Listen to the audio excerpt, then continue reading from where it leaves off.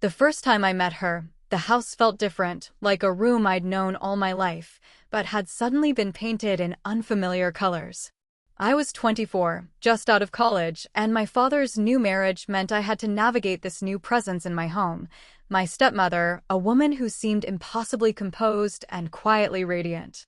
She was 42, older than any woman I'd ever known in an intimate or personal way, yet there was an elegance about her that made the years between us invisible, at least for a moment. The first meeting was brief and awkward. She smiled, a small, deliberate curve of her lips that held warmth without demanding attention. Her eyes, the color of weathered amber, scanned me once before settling on the tea she was brewing. She didn't offer the usual chit-chat. Her silence was deliberate, almost respectful. And somehow, that quietness spoke volumes. I found myself noticing the way she moved around the kitchen, the graceful tilt of her head as she reached for a cup, the deliberate way she poured the tea so it didn't spill a single drop. It was domestic choreography, intimate yet restrained. Her presence filled the room without needing words. I watched from the doorway as she adjusted the curtains to let in the morning sun. Light streamed in, catching the subtle highlights in her hair and tracing the line of her jaw. She glanced over her shoulder at me, just a flicker, a momentary acknowledgement, and I felt my pulse quicken without understanding why. Even now, I remember the faint, floral scent of her perfume, soft and warm, lingering just long enough to leave an impression. Breakfast was silent, save for the clinking of spoons and the occasional scraping of plates. I couldn't help noticing her hands, long, slender fingers, the kind that moved with certainty and care. When she handed me a plate, our fingers brushed lightly. I jerked back slightly, but she didn't pull away. Instead, her hand lingered for a heartbeat longer than necessary. That brief contact left an odd warmth in my chest, an unfamiliar flutter that I tried and failed to ignore. Her silence wasn't uncomfortable. On the contrary, it made me pay attention in ways I hadn't before. I noticed her small gestures, the careful placement of a napkin, the way she sipped her tea with consideration, the tiny crease in her brow when she listened to my father talking. Even in silence, she commanded attention, but gently, without force. By the time I left the kitchen, I realized I had been holding my breath without knowing it. There was something unspoken between us, a quiet curiosity, a subtle tension that neither words nor introductions could define. I didn't understand it yet, and maybe I wasn't supposed to.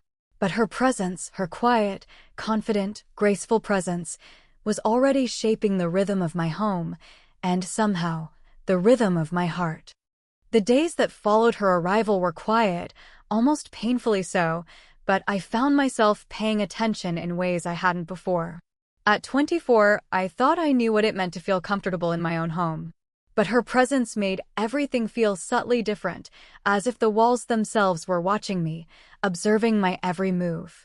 I wasn't sure if it was her or the quiet weight of her gaze that seemed to follow me from room to room, that made me more aware of my own habits, my own silences. I started noticing the small ways she showed care, so quietly that I almost missed them. A cup of tea left on my desk with the steam still rising, just the way I liked it. A soft pat on my shoulder when she walked past, almost imperceptible, yet warm enough to make my heart clench. She didn't speak much, but the little gestures carried more meaning than words ever could.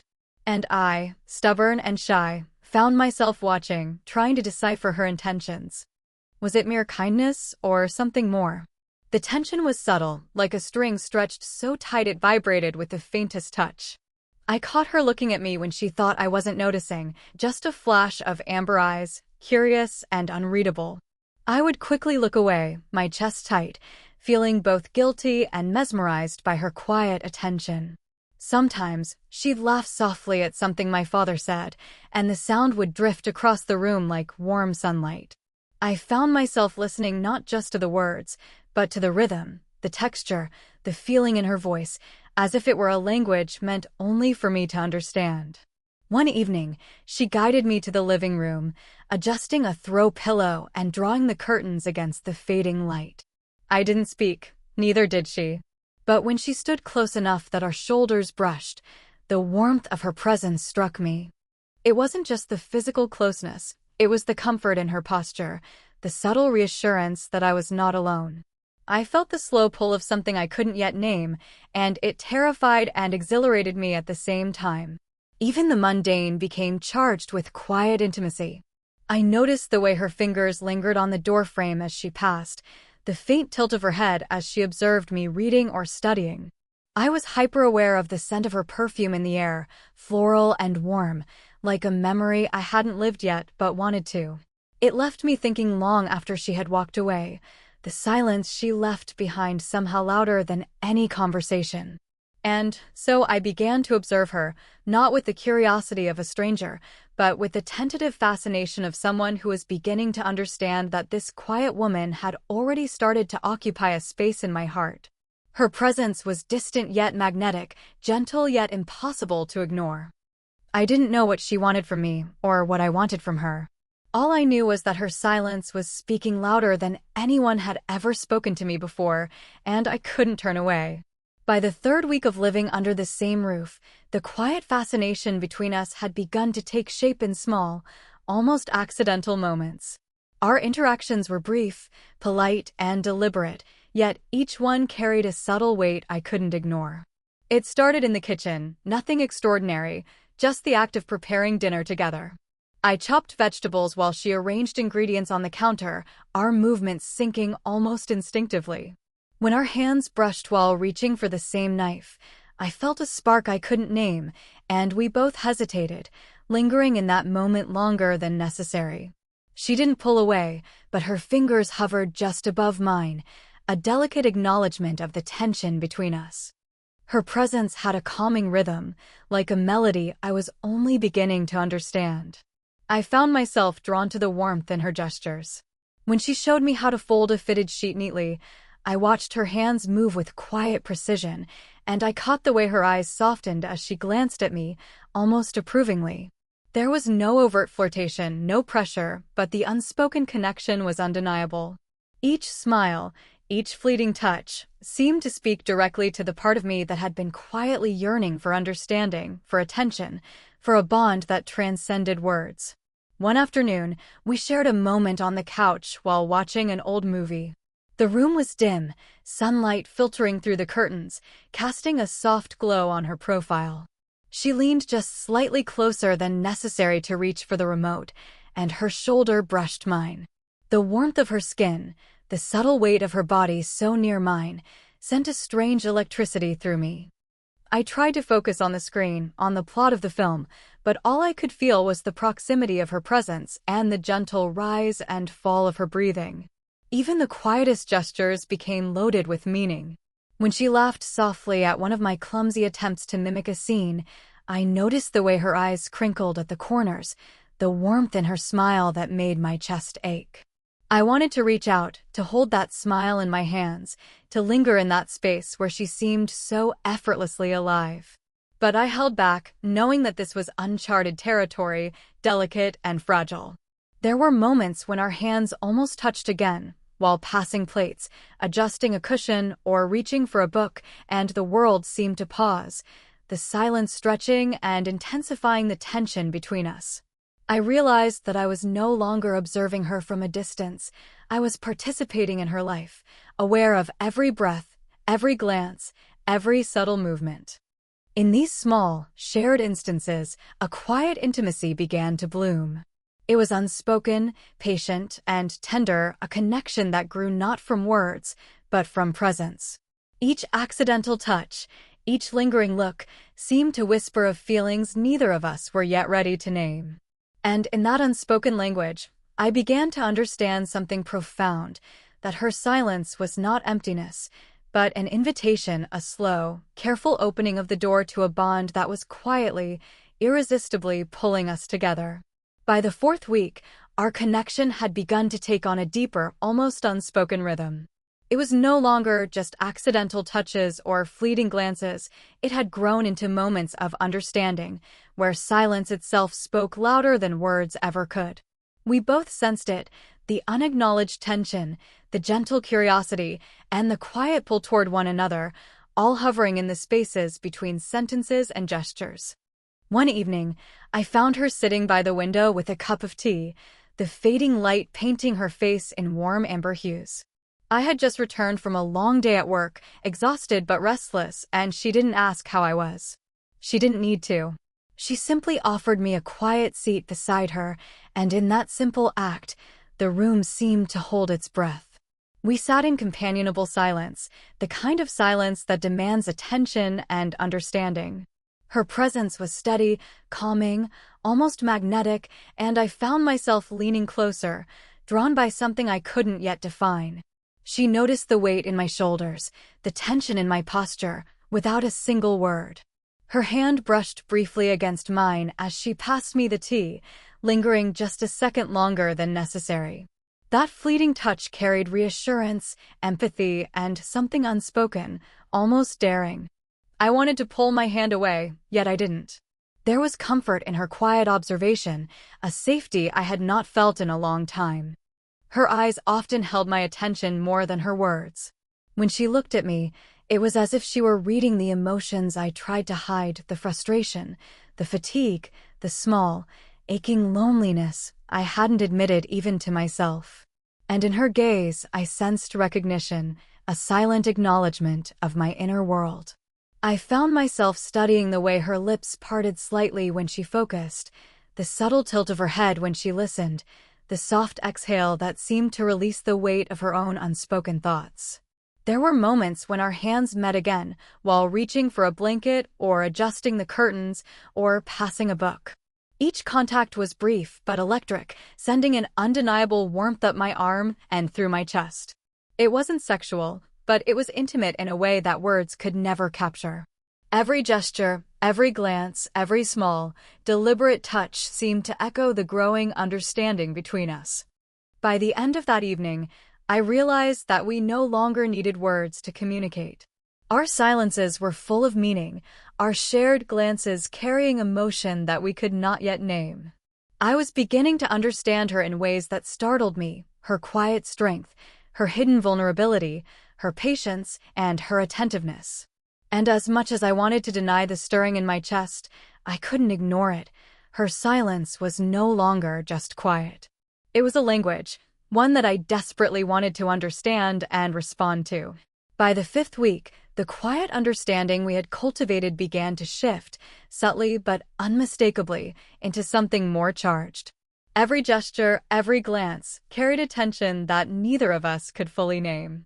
I found myself acutely aware of her presence in ways that startled me. It wasn't just her physical proximity, it was the way she seemed to occupy the same emotional space I longed to inhabit, a warmth that drew me in even as guilt and hesitation held me back. It happened in small, almost accidental moments. One evening, we were in the kitchen preparing dinner side by side. My hand brushed hers as we reached for the same ingredient. The touch was fleeting, but the electricity in that second made my chest tighten. I noticed her fingers linger just slightly longer, a silent acknowledgement of the shared pulse between us. I pulled back instinctively, but the warmth in her eyes told me she had felt it too.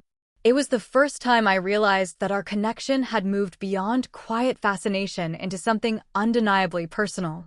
Our interactions became a delicate dance of closeness and restraint. She would stand near me while I worked, leaning in slightly when showing me how to chop vegetables or adjust a dish. I could feel the warmth radiating from her shoulder brushing mine, the subtle rise and fall of her breathing, and the gentle scent of her perfume that clung to the air around her. Each movement was intimate yet innocent, a slow, deliberate tension that neither of us could name aloud. The emotional weight of our connection pressed on me in unexpected ways. I found myself studying her face when she wasn't looking, noticing the tiny crinkle near her eyes when she smiled, the way her lips parted ever so slightly as she focused. I was aware of every nuance of her presence, every flicker of emotion that passed over her features. And in doing so, I realized how desperately I wanted to be close to her, to linger in those moments without restraint, yet a silent voice of caution reminded me of the boundaries I could not and would not cross. There were moments when her gestures spoke louder than words. A hand brushing my cheek in reassurance, a lingering touch on my arm when she passed, or a soft, knowing smile that seemed to read my thoughts before I could voice them. Each act made my heart race, yet left me conflicted, caught between desire and morality. I wanted to reach for her, to hold her hand, to feel her closer, but I also feared the consequences of crossing the invisible line that separated us. By the end of that evening, I was both exhilarated and terrified by the intensity of my feelings. Her quiet attentiveness, her subtle touches, her unspoken understanding, it was intoxicating. And yet, the age gap, the family connection, and the weight of propriety kept me at bay. Conflicted hearts do not rush. They linger, ache, and wait. And in that slow-burning tension, I realized that our bond had reached a pivotal point. One glance, one gesture, could tip us into a new, uncharted territory. But whether we dared to cross it, or chose to remain in silent yearning, was a question neither of us was ready to answer. The tension that had quietly simmered for weeks finally reached a point where it could no longer be contained in unspoken glances or accidental touches. One evening, a quiet storm of vulnerability brought us together in a way that was impossible to ignore. I had been brooding over a personal setback, something I hadn't even shared with my father, and she noticed. The way she appeared at my side, silently offering a cup of tea, carried an unspoken comfort that no words could replicate. We sat together on the couch, the soft glow of a lamp illuminating her face. Her presence was warm, steady, grounding me even as my heart raced. There was a long pause before either of us spoke, and in that silence, the emotional walls I had carefully built began to crack. I felt her hand brush mine as she handed me the tea, lingering in a way that seemed deliberate yet tender. It was the kind of touch that carries reassurance, empathy, and a quiet acknowledgement of feelings too fragile to voice. Finally, I spoke, hesitant at first, almost fumbling, but she didn't interrupt. She listened, truly listened, in a way that made me feel both exposed and safe. I confessed my fears, my frustrations, my small insecurities, and she responded not with judgment or advice, but with quiet understanding. Her fingers brushed against mine again, a silent anchor in the storm of my emotions. Each touch, subtle and gentle, seemed to convey more than any words could. She shared her own vulnerabilities too, slowly and cautiously, revealing moments of loneliness, of longing, and of past regrets. I realized then that the age gap between us was not just a number, it was a tapestry of experiences, wisdom, and scars that made her who she was. And in that shared honesty, I felt a connection that transcended simple attraction. It was intimacy on a level that was deep, raw, and profoundly human. Our bodies spoke as much as our words did. The gentle brush of her fingers when handing over a cup, the small, reassuring touch on my shoulder, the way our knees almost touched as we sat close together, all became a language of closeness that neither of us needed to define. Each gesture was loaded with meaning, conveying warmth, trust, and an unspoken acknowledgement of the growing tension between us. By the end of the evening, I realized that nothing had been forced, nothing had crossed boundaries. Yet, everything had changed. The quiet longing, the subtle touches, the emotional honesty, it all coalesced into a bond one could no longer ignore or pretend was innocent. We had confronted our feelings without words, had acknowledged the pull between us while respecting the lines that defined us. And in that delicate balance, a new kind of intimacy was born, one that was patient, profound, and ready to evolve when the time was right. For the first time, I understood that love, or something very close to it, was not just about desire. It was about presence, understanding, and the courage to be vulnerable. And as we sat together, the quiet hum of the night surrounding us, I realized that our hearts were speaking a language that could no longer be silenced. After weeks of quiet tension, fleeting touches, and unspoken understanding, the air between us had shifted. That night, the house felt both impossibly intimate and impossibly vast. We were alone, the hum of the city outside fading into the background, leaving only the soft rhythm of our shared breathing. I sat beside her on the couch, close enough to feel the warmth radiating from her body, yet careful to respect the delicate boundary we had maintained for so long. The conversation began tentatively, as if testing the water.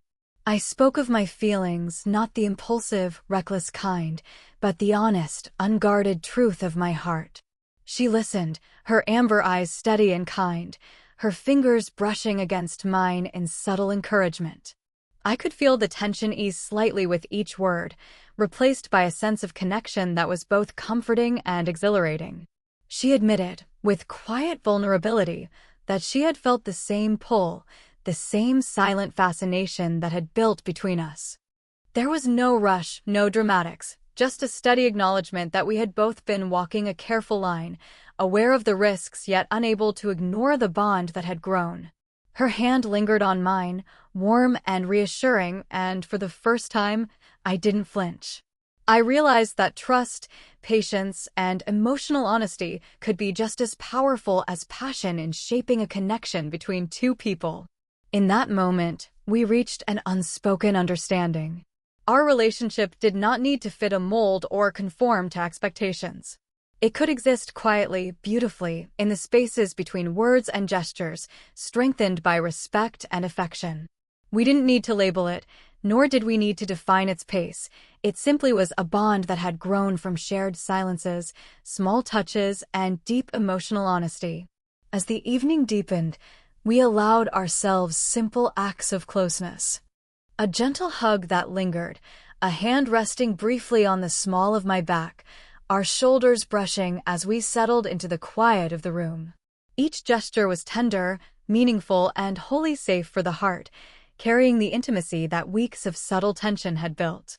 It was a closeness that spoke of care, of understanding, and of a connection that had weathered doubt, hesitation, and the complexity of our circumstances. When I finally rose to leave the room, she reached out, adjusting a stray lock of hair that had fallen across my forehead. Her fingers lingered for a moment longer than necessary, and I felt a warmth that was both comforting and electrifying. Our eyes met, holding a conversation that needed no words. There was trust there, affection, and a quiet promise that whatever the future held, we had arrived at a place of mutual understanding and respect. And as I walked to my room, I realized something profound. The silence that had once felt overwhelming had become a bridge between us. It had allowed us to see each other fully, to understand each other without pretense, and to accept the complexity of our emotions. Whatever the path ahead, whether it led to cautious togetherness, open-ended uncertainty, or a bond defined by friendship and care, we had found a resolution. A deep, quiet, emotionally satisfying resolution that left our hearts fuller, our souls lighter, and our connection unshakable.